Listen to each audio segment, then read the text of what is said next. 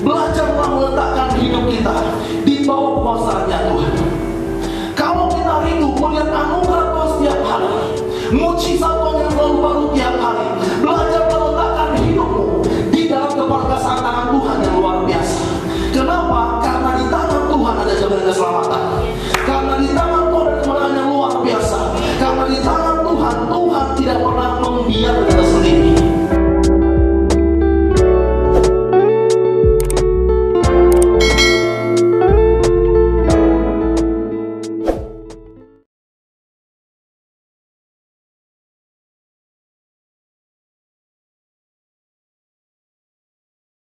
Shalom semua.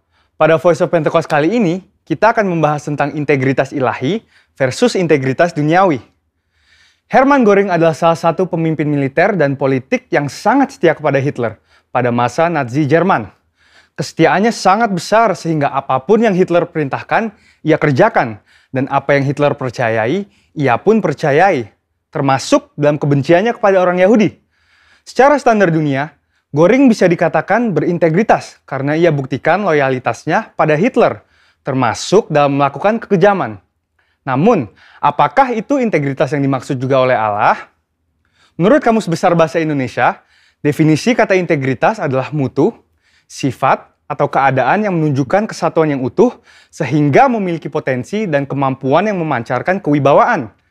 Sedangkan, menurut Oxford Online Dictionaries, integritas adalah kualitas kejujuran dan memiliki prinsip moral yang kuat, keadaan yang utuh, dan tidak terbagi. Tapi bagaimana di mata Allah? Menurut Kamus Teologi Westminster, integritas adalah sebuah istilah teologis untuk menunjukkan kemurnian dan kejujuran sebagaimana manusia diciptakan dalam gambar dan rupa Allah. Dalam kamus tersebut juga dikatakan bahwa dalam konteks etika Kristen, integritas adalah ketaatan dalam prinsip dan karakter moral yang dibentuk oleh hati nurani Kristiani. Beberapa hal yang perlu digarisbawahi dari definisi integritas ini adalah bahwa seseorang dikatakan berintegritas jika gambar dan rupa Allah pulih di dalam hidupnya, dan juga bahwa integritas itu dibentuk oleh hati nurani Kristiani. Hati nurani Kristiani adalah suatu kesadaran moral yang bersumber dari Allah sendiri. Dengan demikian, kita harus terus melekat kepada Allah agar moral ilahi juga tertransfer ke dalam hidup kita. Sebab di luar aku, kamu tidak dapat berbuat apa-apa. Kata gambar sendiri di dalam bahasa Inggris disebut sebagai image, yaitu kata yang berasal dari akar kata bahasa Latin imago, yang berkaitan dengan kata imitate atau tiru. Kata tiru memiliki implikasi menjadi serupa. Dari pengertian ini, kita mengerti bahwa manusia yang berintegritas adalah manusia yang memiliki keserupaan dalam pikiran, perasaan, kehendak, karakter, sifat, sikap, dan moral dengan kualitas seperti Allah. Berbicara tentang integritas ilahi, contoh terbaik di Alkitab tentang pribadi yang menunjukkan integritas ilahi yang sempurna tidak lain dan tidak bukan hanyalah Tuhan Yesus, the man of integrity. Salah satu contoh integritas ilahi yang ditunjukkan oleh Tuhan Yesus tercatat di dalam Yohanes 7 ayat 53 sampai dengan Yohanes 8 ayat 11. Yaitu tentang seorang perempuan yang kedapatan berzinah dan akan dilempari batu oleh para ahli Taurat. Di Yohanes 8 ayat 7 Yesus berkata, "Barang siapa di antara kamu tidak berdosa, hendaklah ia yang pertama melemparkan batu kepada perempuan itu." Perkataan itu adalah perkataan penuh hikmat yang menghargai kehidupan si perempuan sekaligus menegur para ahli Taurat yang hafal akan hukum Musa tetapi tidak mengerti esensi hukum tersebut yang adalah kasih. Kita dapat mempelajari dua hal yang sangat penting dari integritas Tuhan Yesus. Pertama, murni. Artinya Yesus mengakui dosa si perempuan itu sesuai dengan hukum Musa. Yesus tidak membela dosa perempuan itu dengan mengatakan ia tidak bersalah, sebab jelas ia bersalah. Ada kemurnian hati nurani Yesus yang sama dengan hukum Allah yang tidak terkontaminasi dengan apapun juga. Kedua, jujur. Artinya, kualitas dalam mempraktekkan kemurnian hukum Allah dengan karakter Allah. Hukum Allah jelas menyatakan upah dosa adalah maut. Namun, karakter Allah adalah kasih. Karenanya, Tuhan Yesus mampu mengampuni kesalahan perempuan itu. Pengampunan itu pun mengalir sehingga perempuan itu dipulihkan. Pengampunan yang Yesus berikan bahkan sampai mengorbankan dirinya di atas kayu salib. Bagi perempuan itu dan bagi kita semua. Inilah karakter ilahi, yaitu kasih. Sehingga dapat disimpulkan, Integritas ilahi adalah kemurnian sesuai dengan firman Allah dan kejujuran dalam mempraktekannya yang disertai dengan karakter ilahi. Di sini jelas bahwa integritas ilahi lebih tinggi daripada integritas duniawi dari sisi sumber acuan moral dan keseluruhan cakupan prakteknya dalam kehidupan. Integritas ilahi hanya dimungkinkan untuk dihidupi apabila kita senantiasa bersekutu dan mengenal Allah secara pribadi. Saudara, untuk penjelasan lengkapnya dari tim teologi kami, silahkan cek link yang ada di atas atau scan QR Code yang tersedia. Salam integritas, Tuhan Yesus memberkati.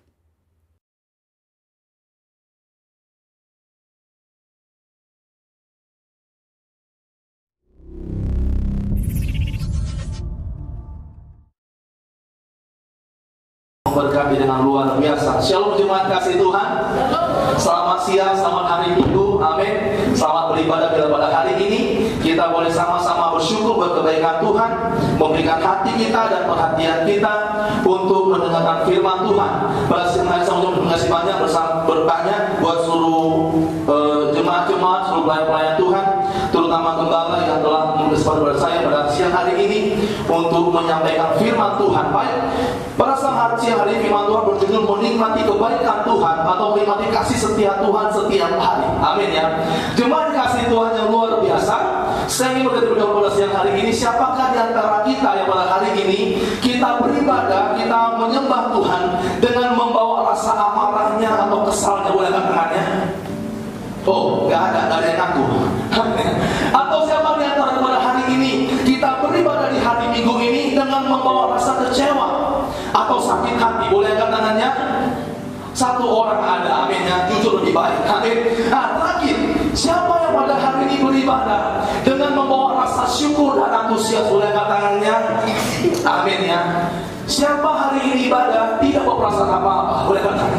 Amin ya. Saya percaya, saya yakin kalau kita hari ini boleh beribadah, boleh menyembah Tuhan, memuji Tuhan oleh karena kita bersyukur buat segala kebaikan Tuhan. Amin. Masing-masing kita dalam rumah tangga kita masing-masing, pekerjaan kita masing-masing, usaha kita masing-masing, ada saja yang membuat kita jengkel, ada saja yang membuat kita rasanya marah, membuat kita sakit hati. Ada orang-orang yang menghina kita, ada orang-orang yang tidak menganggap kita, ada orang-orang yang mungkin mengecewakan kita. Tetapi di balik semua masalah itu, di balik semua problem itu, di balik semua pergumulan itu, masihkah kita belajar untuk menikmati kebaikan Tuhan? Amin ya. Bukankah pagi hari kita bisa bangun dengan kebaikan Tuhan? Kita bisa bekerja dengan kebaikan Tuhan, kita bisa beraktivitas, semuanya hanya oleh karena kebaikan Tuhan. Amin ya. Tetapi pada kenyataannya ada banyak orang Kristen, ada banyak orang percaya, waktu dia punya masalah, waktu dia punya problem, waktu dia punya pergumulan, dia tidak mampu melihat kebaikan Tuhan. Mazmur bilang begini, aku melayangkan mataku ke gunung-gunung, dari manakah datang pertolonganku? Dikatakan pertolonganku ya dari siapa? Dari Tuhan yang menolong hidupku. Artinya apa? Sekalipun ada gunung masalah, ada gunung problem, ada gunung kesalahan yang berbuat, Alkitab berkata Tuhan sanggup menolong kita di tengah-tengah gunung itu. Amin ya. Kalau begitu, bagaimana caranya kita sebagai anak-anak Tuhan dapat menikmati kebaikan Tuhan, dapat menikmati kasih setia Tuhan yang besar itu setiap hari dalam kehidupan kita? Bukan hanya seminggu, bukan hanya 2 hari, bukan hanya sebulan, tapi setiap hari kita boleh menikmati kebaikan Tuhan demi kebaikan Tuhan dalam kehidupan kita. Mari sama-sama kita buka Alkitab kita dari Mazmur pasal 106. Kita akan baca bersama-sama ayat 1 sampai ayat yang ke-5. 2, 3, ya. Haleluya. Bersyukurlah kepada Tuhan sebab Ia baik, bahwasannya untuk selama-lamanya kasih setianya. Siapakah yang dapat mendengar keberkasihan Tuhan, memperdengarkan segala pujian kepadanya? Berbahagialah orang-orang yang berpegang pada hukum, yang melakukan keadilan di segala waktu. Ingatlah aku ya Tuhan demi kemurahan terhadap umatmu, perhatikanlah aku demi keselamatan daripadamu, supaya aku melihat kebaikan pada orang-orang pilihanmu, supaya aku bersuka dalam sukacita umatmu, dan supaya aku bermegah bersama-sama milikmu sendiri. Katakan amin. Jemaat yang dikasihi Tuhan, penting buat kita orang-orang Kristen, penting buat kita orang-orang percaya untuk dapat setiap hari melihat kebaikan Tuhan demi kebaikan Tuhan. mungkin gak mudah. Ada masalah-masalah kita, ada pergumulan-pergumulan kita, ada keadaan-keadaan yang sulit, ada masa-masa yang sukar. Tapi satu hal yang saya yakin dan percaya, sekalipun keadaanmu sulit, kalian tak penuh dengan banyak hal problema, Tuhan tetap sanggup menolong kehidupan kita setiap hari. Ada 3 hal yang supaya pada siang hari ini. Bagaimanakah kita menjadi orang-orang yang percaya, bisa melihat Tuhan? Yang pertama, kita bisa menikmati setiap hari waktu kita mau belajar untuk selalu bersyukur. Katakan amin. Kenapa saya menggunakan kata mau? Ada banyak orang Kristen tahu bersyukur, ada banyak orang Kristen tahu bagaimana khasiatnya bersyukur, tapi dia enggan untuk bersyukur. Amin ya. Saya baca lagi, ayat pertama bilang begini, haleluya, bersyukurlah kepada Tuhan, sebab Ia baik, bahwasanya untuk selama-lamanya kasih setianya. Artinya apa? Kebaikan Tuhan bukan hanya dulu waktu kita masih sehat. Kebaikan Tuhan bukan hanya dulu waktu kita melimpah-limpah dengan harta dunia. Kebaikan Tuhan bukan hanya dulu sebelum ada COVID. Amin ya. Bahkan sekarang pun seandainya kata ada COVID, bahkan besok, lusa, tahun depan sampai selama-lamanya, Alkitab jelas mengatakan bahwa Dia Tuhan yang baik dan kita harus bersyukur. Amin. Sehingga tidak ada alasan buat kita untuk tidak bersyukur. Mungkin kau ada masalah, bersyukurlah masih bisa menikmati masalah. Kita punya problema, bersyukurlah kita bisa menghadapi problem. Ada banyak orang-orang ketika dia punya masalah dia gak sanggup lagi. Kenapa? Kurang bersyukur. Mari kita lihat bersama-sama 1 Tesalonika pasal 5 ayat yang ke-18, ayat emas bagi orang-orang Kristen. Amin ya. 1 Tesalonika 5 ayat yang ke-18. Kita baca bersama-sama dengan suara yang terbaik buat Tuhan. 2, 3, ya. Mengucap syukurlah dalam segala, sebab itulah yang dikehendaki Allah di dalam Kristus Yesus bagi kamu.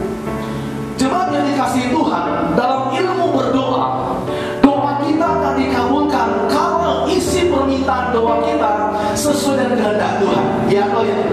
Semakin doa kita serupa dengan apa yang Tuhan mau, cepat jauh dengan luar biasa. Nah, Alkitab bilang begini, mengucap syukurlah dalam segala hal, sebab itulah yang Tuhan inginkan, itulah yang Tuhan kehendaki. Berarti kalau kita mau melihat kebaikan Tuhan setiap hari, menikmati kesetiaan Tuhan setiap hari, mari sama-sama kita belajar untuk mengucap syukur. Kenapa? Karena itu bukan maunya pendeta, itu bukan maunya presiden, itu bukan maunya orang tua kita. Bukan. Waktu kita bersyukur, kita sedang mengerjakan apa yang menjadi maunya Tuhan. Waktu kita bersyukur bukan karena disuruh orang tua, bukan guru yang suruh kita, bukan anak abang kita yang suruh kita, tapi Tuhan yang suruh. Waktu kita bersyukur kepada Tuhan dan Tuhan melihat dari sorga, oh si Michael bersyukur, anakku ini bersyukur, maka Alkitab katakan kebaikan Tuhan demi kebaikan Tuhan, kemurahan Tuhan demi kemurahan Tuhan akan senantiasa menyertai kita dengan limpah-limpah. Yang pertama, kalau kita rindu melihat pertolongan Tuhan, kalau kita rindu melihat mukjizat Tuhan yang luar biasa, belajarlah untuk mengucap syukur. Amin ya. Di sebuah daerah ada seorang nenek sudah tua, namanya Edo tua lah ya. Amin ya. Dia berumur 80 tahun. Suaminya sudah meninggal ketika dia berumur 70 tahun. Amin ya. Tapi nenek ini dia hebat. Dia bangun pagi, dia langsung berdoa dengan Tuhan, terima kasih untuk hari ini aku masih boleh hidup. Amin ya. Dia bangun pagi, dia berdoa. Habis dia berdoa, dia mandi. Setelah dia mandi, dia dandan yang cantik, pakai pakaian yang rapi. Amin ya. Dan dia keluar rumah, dia bilang begini, selamat pagi Indonesia tuh. Amin. Selamat pagi alamku. Kenapa? Dia bersuka cita. Tetangganya lihat, ini nenek hebat juga, sudah umur 80 tahun, dandannya cantik, bajunya cantik, masih pagi-pagi lagi. Dijumpai nenek ini. Nenek, apa rahasia nenek sehingga nenek bisa pagi-pagi sudah segar? Dia bilang begini, nah katanya, aku sudah tua dan aku belajar dalam hidup ini, tidak semua yang kita inginkan bisa tercapai, tetapi kita bisa bersyukur untuk apa yang kita miliki. Amin ya. Jemaat yang dikasihi Tuhan, seringkali kita heboh. Kita iri tetangga kita. Dia punya mobil baru, kita punya mobil baru. Ya gitu. Dia punya rumah baru, kita beli rumah baru. Dia punya istri baru, nggak boleh ganti istri. Amin. Artinya apa? Kita iri dengan orang. Dia begini berhasil. Dia ini, kok aku enggak ya Tuhan? Tuhan bilang bersyukur untuk apa yang ada pada kita. Bersyukur pagi hari kita boleh bangun. Bersyukur kalau masih bisa menggunakan pakaian yang layak. Bersyukur kita masih bisa menikmati sarapan pagi, makan siang dan makan malam. Bukankah itu juga berkat Tuhan? Bersyukur buat anak-anak kita, buat keluarga kita. Bersyukur buat gereja kita, buat pelayanan kita. Bukankah itu juga berkat Tuhan? Jemaat yang dikasihi Tuhan, kalau kita hidup dapat melihat kebaikan Tuhan setiap hari. Yang pertama, Tuhan mau kita belajar untuk selalu mengucap syukur, karena itulah yang dikehendaki Allah di dalam Kristus Yesus bagi kita. Mari sama-sama kita lihat Ratapan pasal 3 ayat yang ke-22 sampai ayat yang ke-23. Tak berkesudahan kasih setia Tuhan, tak habis-habisnya rahmat-Nya, selalu baru kapan? Kapan? Besar kesetiaan-Mu Tuhan.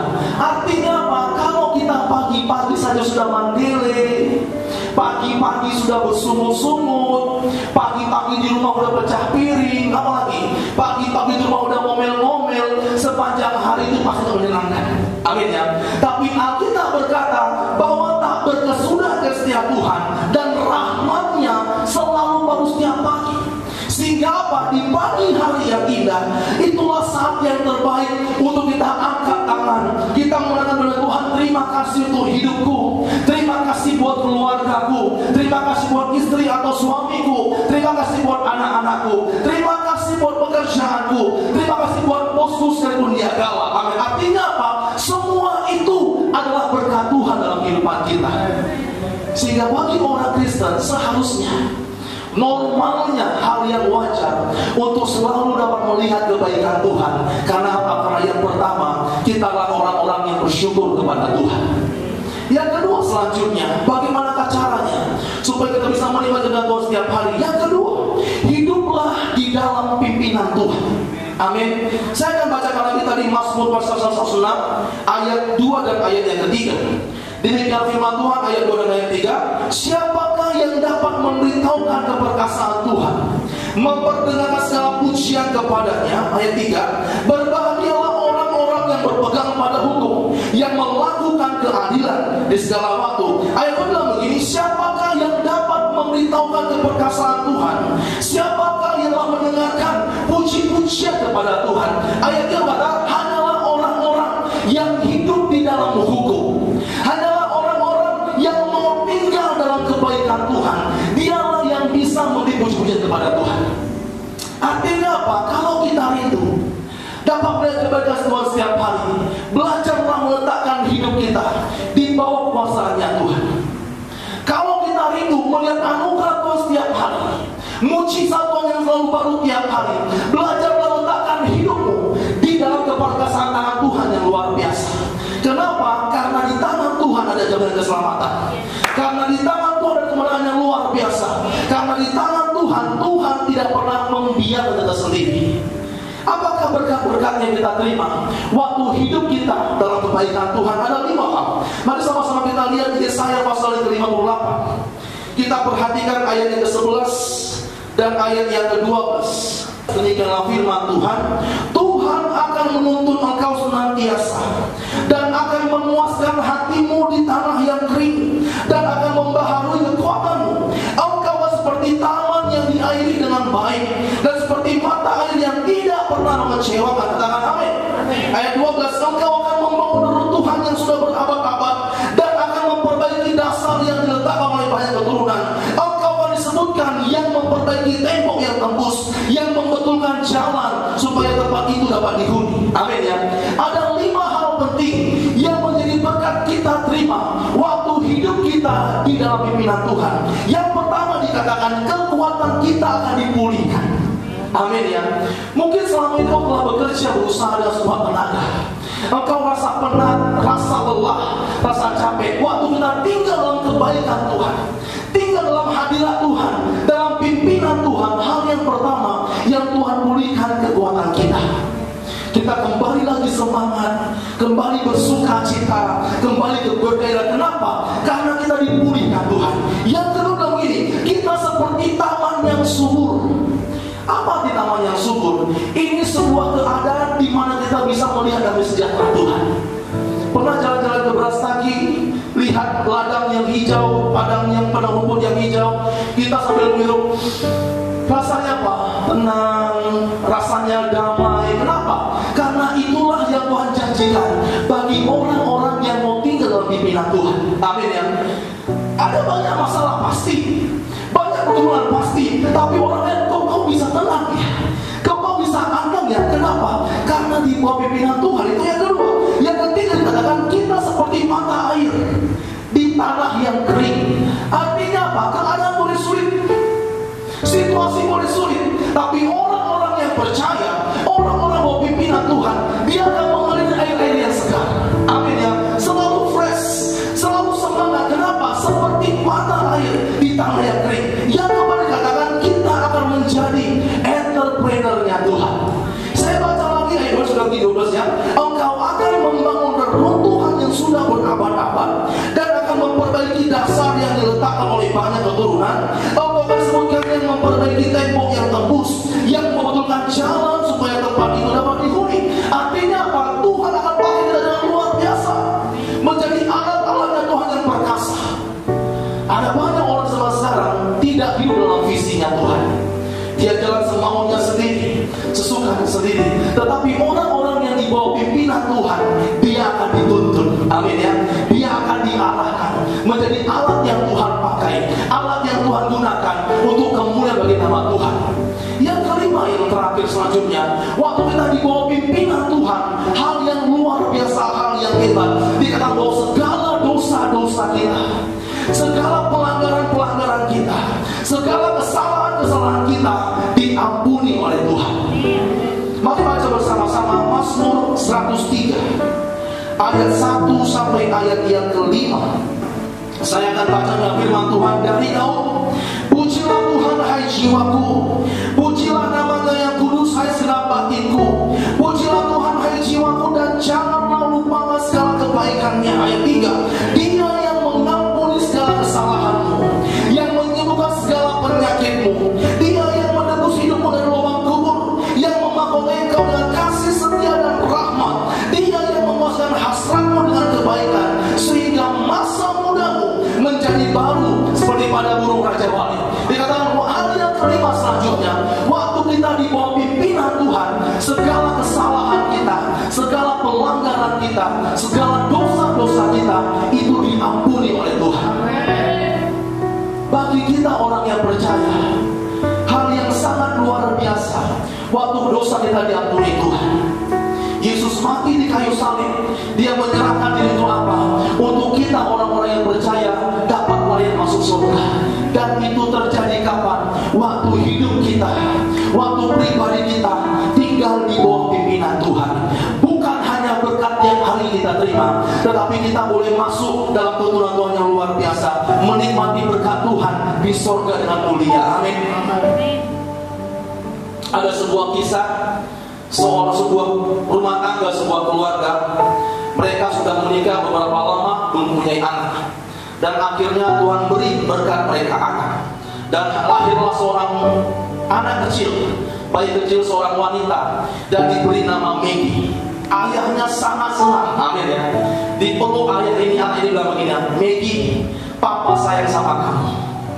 Papa berjanji akan selalu mengasihimu, dan aku akan memenuhi janjiku itu. Amin ya. Ini anak dipeluk, disayang-sayang, dikasih yang terbaik buat dia, susu yang terbaik, kebutuhan yang terbaik, dia sekolah tempat yang terbaik. Akhirnya tumbuh menjadi orang dewasa, dia tumbuh menjadi remaja. Dan waktu dia remaja, oleh karena sakit sayangnya bapak kepada dia, Maggie akhirnya salah jalan, dan dia jatuh dalam dosa pergaulan bebas, dan dia hamil di luar nikah. Waktu Maggie tahu dia hamil, dia ketakutan, sangat ketakutan. Bapakku bagaimana ya? Dia begitu sayang sama aku. Pasti dia marah. Nanti aku dihajar, aku dipukul. Akhirnya dengan ketakutan dia jumpai mamanya. Mama, Maggie hamil mama. Mama bilang, kok bisa nak? Bagaimana bisa mungkin? Apa dikata ayahmu? Pasti kamu dihajar. Begini. Akhirnya mereka doa sama-sama minta sama Tuhan. Dengan iman, dengan berani, Maggie jumpai bapaknya. Dia bilang, ayah, Maggie mau minta maaf sama ayah. Kenapa? Maggie hamil ya. Waktu dia bilang begitu, Maggie lihat wajah ayahnya ini merah padam. Ada emosi yang mau keluar. Maggie dia tutup matanya, dia tunduk. Dalam hati bilang begini, kalau aku ditampar usia ditambah. Kalau aku diusir diusir. Kenapa? Memang pantas, aku udah salah. Tapi ayahnya ini tak bagaimana. Sambil menangis dia dekati anaknya Maggie ini. Dia peluk dengan erat dan bilang begini, Maggie, ayah mengasihimu. Dan hari ini ku tepati janjiku itu. Amin ya. Sebagai orang tua gak mudah. Sebagai seorang anak pun gak mudah. Itulah kita di hadapan Tuhan. Kita punya banyak kelemahan. Kita punya banyak kesalahan fatal. Kita punya hal-hal yang jelek. Orang lain menuduh kita. Orang-orang membuat kita menderita. Kita berpikir dengan arogan. Tuhan bilang begini, anakku, aku mengasihimu. Darahku telah tercurah untukmu. Dan aku menerimamu oleh karena kasihku yang besar itu. Amin ya. Hal yang luar biasa bagi kita orang-orang yang hidup di bawah pimpinan Tuhan. Waktu segala dosa-dosa kita diampuni oleh Tuhan. Waktu segala kesalahan-kesalahan kita diampuni oleh Tuhan. Jemaat yang dikasih Tuhan hari ini, mungkin kau merasa kau gak layak depan Tuhan. Hari ini cuma Tuhan kata engkau dilayakkan oleh kasih Tuhan. Kita bisa menyembah Tuhan, kita bisa beribadah kepada Tuhan. Itu hanya oleh karena kasih Tuhan yang kita terima waktu hidup kita berada di bawah pimpinan Tuhan. Kalau kita mau melihat kebaikan Tuhan setiap hari, kasih Tuhan setiap hari, meletakkan hidupmu di dalam tangan Tuhan yang luar biasa. Yang terakhir, yang ketiga, bagaimanakah caranya supaya kita bisa melihat kebaikan Tuhan setiap hari? Yang ketiga, berharaplah selalu hanya kepada Tuhan. Amin ya. Saya akan bacakan lagi Mazmur 106 ayat yang keempat sampai ayat yang kelima. Demikianlah firman Tuhan. Ingatlah aku ya Tuhan, demi kemurahan terhadap umatmu. Perhatikanlah aku demi keselamatan daripadamu, supaya aku melihat kebaikan pada orang-orang pilihanmu, supaya aku bersukacita dalam sukacita umatmu, dan supaya aku bermegah bersama-sama milikmu sendiri. Hal yang ketiga selanjutnya, kalau kita mau melihat kebaikan Tuhan tiap hari, mari sama-sama kita belajar untuk selalu berharap hanya kepada Tuhan. Amin. Ada banyak orang-orang Kristen tunggu dia menderita dulu baru cari Tuhan. Ya atau ya? Tunggu dia punya masalah besar dulu baru cari Tuhan. Tunggu dia besok mau ujian dulu baru dia mencari Tuhan. Amin ya. Tunggu dia mau membuat hal-hal yang hebat dulu baru cari Tuhan. Saya bilang terlambat. Amin ya. Kalau kita mau dapat pertolongan Tuhan dari awal, kita berharap sama Tuhan. Dikatakan orang-orang yang berharap kepada Tuhan tidak pernah dikecewakan. Amin. Artinya apa? Pengharapan kita, iman kita, segala hal yang kita perlukan, waktu kita serahkan dalam tangan Tuhan setiap hari, pasti Tuhan akan kabulkan, memberi yang terbaik. Amin ya. Sebuah kisah seorang hamba Tuhan, seorang pendeta dia melayani desa di sebuah gereja. Amin. Waktu itu dia melihat sepatunya sudah tidak layak dipakai. Kenapa? Sudah minta makan sepatunya, sudah terbuka nganga tempat itu. Amin.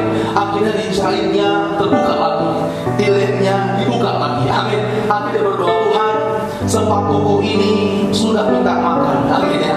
Tolonglah Tuhan, ganti Tuhan. Dia berdoa, seminggu dia berdoa, Tuhan gak jawab. Dia doa lagi, Tuhan. Sebulan dia berdoa, Tuhan kasih. Amin ya. Tuhan, tolong sepatu. Dari nada pelan sampai nada kuat. Tuhan sepatu. Dia berdoa dengan doa Tuhan. Amin ya. Bulan yang kedua, Tuhan belum jawab. Sampai satu hari di hari Senin, habis dia pelayanan di rumahnya, dia bilang begini, Tuhan, kalau Tuhan mau kasih sesuatu, kasihlah. Tuhan mau kasih yang bagaimana, terserah Tuhan lah urus. Udah berdoa. Tuhan mau kasih, kasihlah Tuhan. Mau nggak kasih ya nggak apa-apa. Ya udah Tuhan nyampur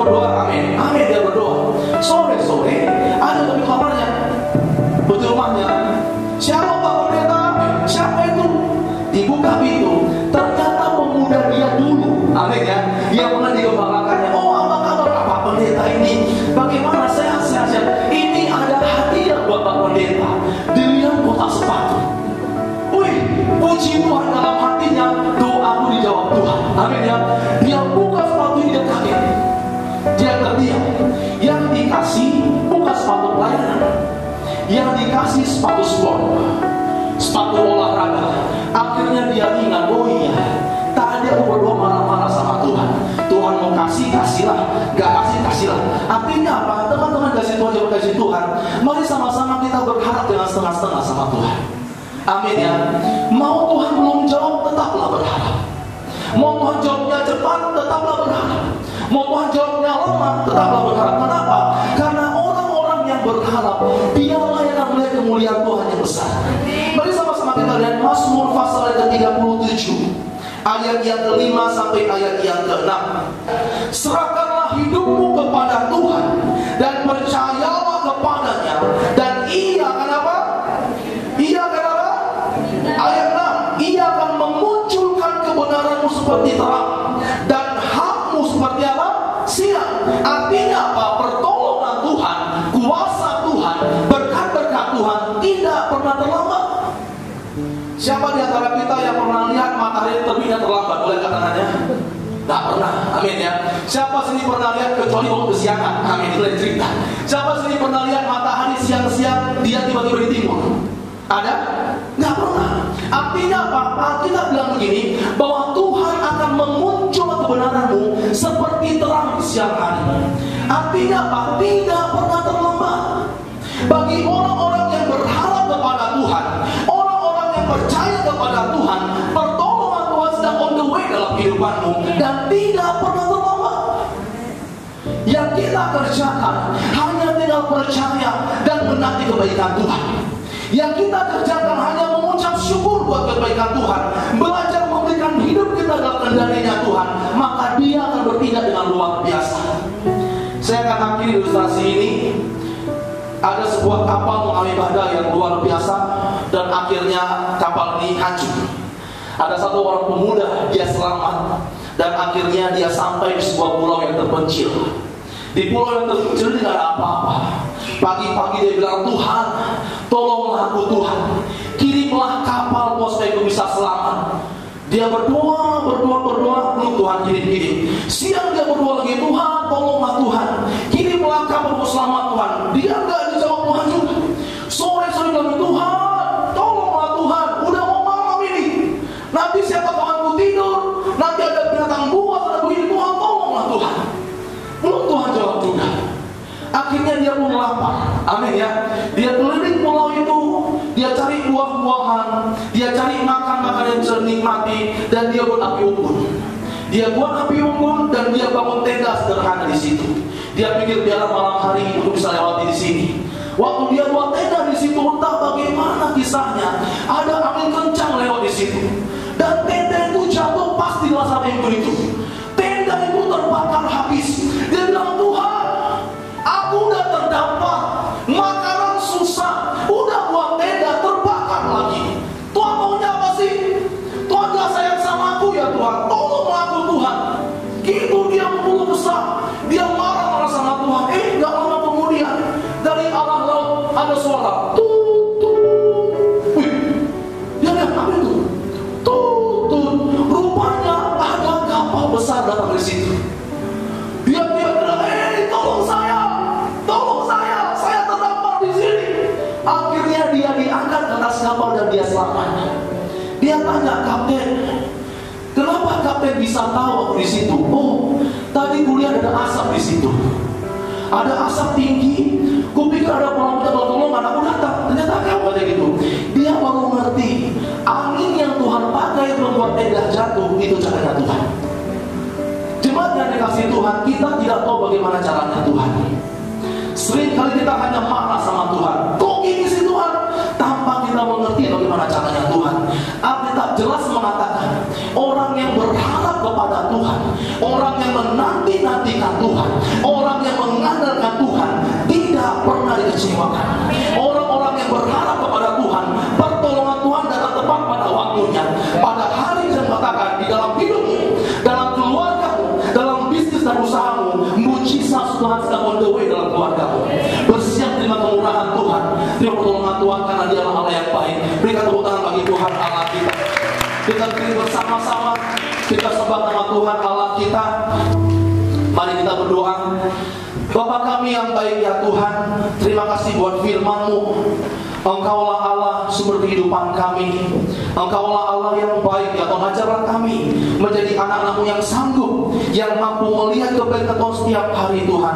Ajarlah kami untuk bersyukur padamu Tuhan, hidup dalam pimpinan-Mu Tuhan. Ajarlah kami menjadi orang-orang yang berharap, mengandalkan Tuhan, yang percaya Tuhan pertolongan-Mu tidak pernah terlambat, karena Engkaulah Allah yang melihara kehidupan kami. Terima kasih Tuhan, kami sembah Engkau Yesus. Haleluya.